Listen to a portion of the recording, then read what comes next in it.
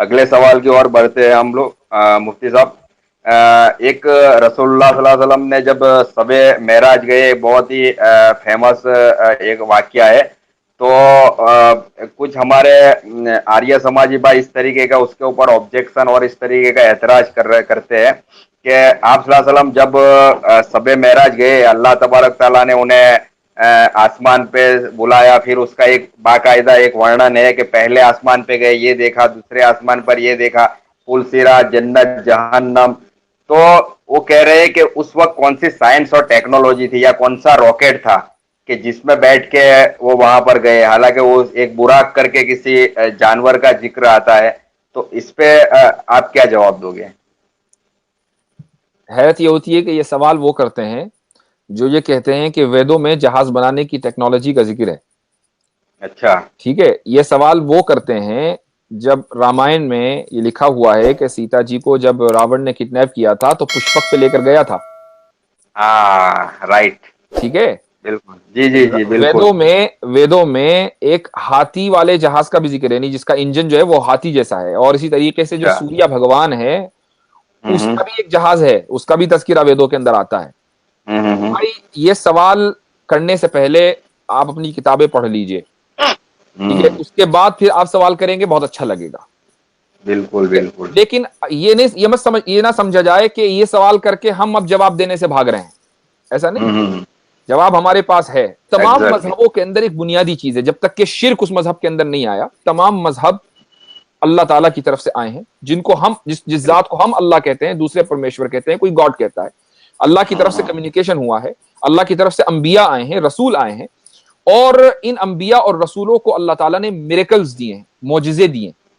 ٹھیک ہے, ایسے ہی نبی کریم صلی اللہ علیہ وسلم اللہ تعالیٰ کے آخری رسول ہیں, اور اللہ کے اس رسول کو جو معجزہ دیا گیا ہے اس میں سے بہت سے معجزات ہیں. اس میں ایک بہت بڑا میریکل ہے, وہ یہ ہے کہ آپ معراج کے اوپر تشریف لے گئے, یعنی ساتوں آسمان میں اللہ تعالیٰ نے آپ کو سیر کرائی. اب ظاہر ہے کہ جس طریقے سے تشریف لے گئے اس کا ذکر حدیثوں میں ملتا ہے کہ ایک سواری تھی, اس کا نام براق تھا. سب سے پہلے ہمیں یہ سمجھنا چاہیے کہ جو میریکل ہے کیا وہ پاسبل ہے یا نہیں. بہت سے لوگ یہ کہتے ہیں بھائی میں میریکل وغیرہ میں بلیو نہیں کرتا ہوں. کیوں؟ اس لیے کہ میں کسی سپر نیچرل چیز میں بلیو نہیں کرتا ہوں, میں تو نیچرل چیز میں بلیو کرتا ہوں. ٹھیک ہے, بہت سے لوگ یہ سوال کرتے ہیں, خصوصاً جو ایتھیسٹ ہوتے ہیں کہ جن کو کسی مذہب میں بلیو نہیں ہوتا, وہ کسی بھی میریکل کو نہیں مانتے. کیوں؟ اس لیے کہ وہ سپر نیچرل ہے. میرا سوال ان سے یہ ہے کہ آپ کسی بھی چیز کے نیچرل ہونے کو نیچرل نہیں سمجھ سکتے جب تک کہ سپر نیچرل کوئی چیز نہ ہو. سمجھ میں آ گیا آپ کو؟ مثال کے طور پر ہم دن کو دن ہونا کب مانتے ہیں؟ جبکہ رات ہو. اگر رات نہ ہو تو ہمیں دن سمجھ میں نہ آئے کہ اس کو دن کہتے ہیں, اگر دن نہ ہو تو ہمیں رات کا رات ہونا سمجھ میں نہ آئے. آپ ایک چیز کو اس کے اپوزٹ سے سمجھتے ہیں. یہ ایک فلسافیکل اصول ہے جو میں نے آپ کو ذکر کیا, یہ فلسفی کا ایک فنڈامنٹل اصول ہے. وہ یہ ہے کہ آپ کو کسی بھی چیز کو اگر فلی سمجھنا ہے تو آپ اس کی اپوزٹ کو دیکھو. عربی زبان میں اس اصول کو اس طریقے سے ذکر کیا گیا ہے کہ وَبِالْأَضْدَادِ تَتَبَيَّنُ الْأَشْيَاءُ, کہ بہت سی چیزیں اپنی ضد کو جب آپ اس کی اپوزٹ کو دیکھیں گے تو وہ بہت سی چیزیں واضح ہو جاتی ہیں. ایسے ہی آپ کسی بھی چیز کا نیچرل ہونا کب سمجھتے ہیں؟ جب آپ سپر نیچرل کو دیکھیں, جب آپ کسی چیز اس کے ان نیچرل ہونے کو دیکھیں. ایسے ہی مثلا انسان کے لیے نیچرل یہ ہے کہ وہ آسمانوں میں سفر نہیں کر سکتا. ٹھیک ہے, اس کی مرضی ہو, پتہ چلا اس نے راکٹ پہ بیٹھا اور وہ 7ویں آسمان پہ پہنچ گیا. یہ ایسا پاسبل ایک عام انسان کے لیے نہیں ہے, یہ نیچرل ہے. لیکن ہم نے یہ کیسے سمجھا کہ پاسبل نہیں ہے؟ جب سپر نیچرل ہمارے سامنے آیا کہ اللہ تعالیٰ نے اتنے اہتمام سے نبی کریم صلی اللہ علیہ وسلم کو آسمانوں کے اوپر بلایا.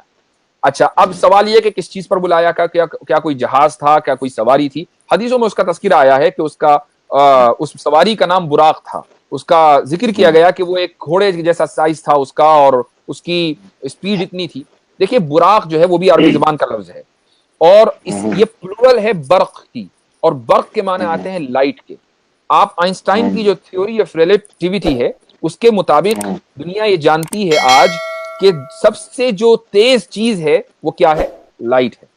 اسی کو نبی کریم صلی اللہ علیہ وسلم کی جو احادیث ہیں اس کے لیے لفظ بولا گیا براق, یعنی وہ جو سواری تھی اس کے لیے بولا گیا براق. اور براق پلورل ہے برق کی, اور برق کے معنی آتے ہیں روشنی, یعنی اس سواری کی جو اسپیڈ تھی وہ لائٹوں کی اسپیڈ کے برابر تھی یا اس سے زیادہ تھی.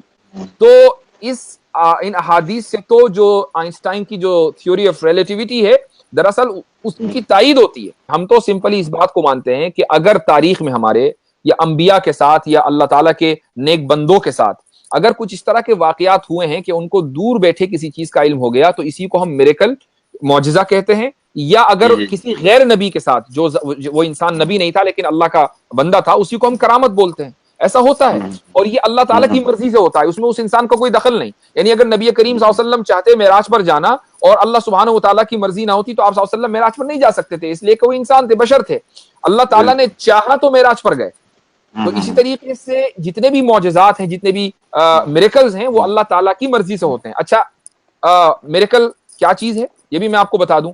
بھائی میریکل وہ ہے کہ جو انسان کرنا چاہے نہ کر سکے, اللہ کرنا چاہے تو کر دے. اب اگر آپ کو میریکل پہ اعتراض ہے تو اس کا مطلب آپ یہ کہہ رہے ہیں کہ نہیں اللہ بھی نہیں کر سکتا, تو پھر اللہ اور انسان میں کیا فرق رہ گیا بھائی؟ اگر اللہ اور انسان میں آپ کو فرق کرنا ہے تو ماننا پڑے گا کہ بہت سے ایسے کام ہیں جو انسان نہیں کر سکتا اور اللہ تعالیٰ کر سکتا ہے, اسی کو تو میریکل کہتے ہیں.